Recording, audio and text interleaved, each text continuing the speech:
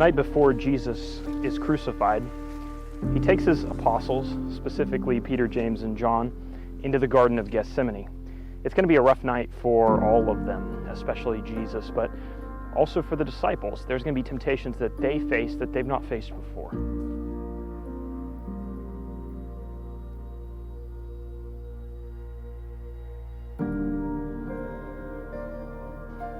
And Jesus tells his three apostles to watch and pray that they might not enter into temptation. And then he goes off himself and prays.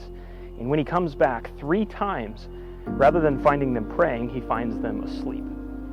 After the 3rd time, Jesus' enemies come and they arrest Jesus, and there's no more time for prayer.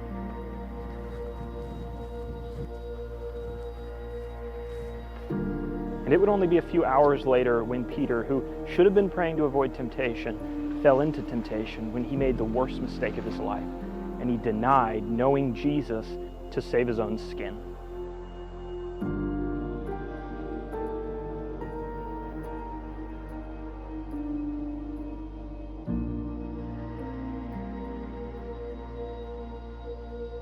The apostles were tired. They had been up all day. They had eaten the Passover at twilight. They had prepared a lamb and unleavened bread and all these other things. There's no doubt that they were tired. There's no question about it.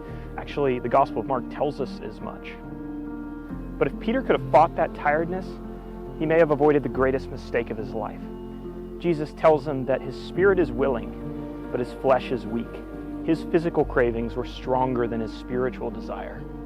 When we think about Peter, we always think about his denial as being part of his character. But is it possible that if Peter had stayed up to pray, that he would have never denied Jesus? Jesus is clear that some type of temptation could have been avoided if Peter had stayed awake and prayed.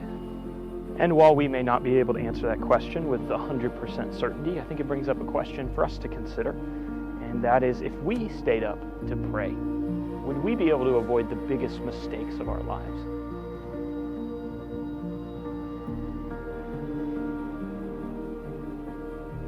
If you're anything like me, there are times when you're just too tired to stay up and to pray or to study like you should. But one consistent pattern that we see in the Gospels is Jesus prioritizing prayer over physical rest.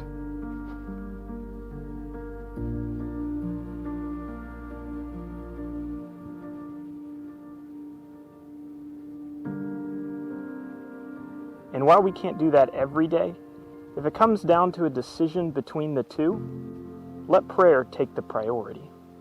So let's learn from Peter and not make the same mistake. If we stay up to pray, it might just save us from the worst decisions and the worst mistakes of our lives.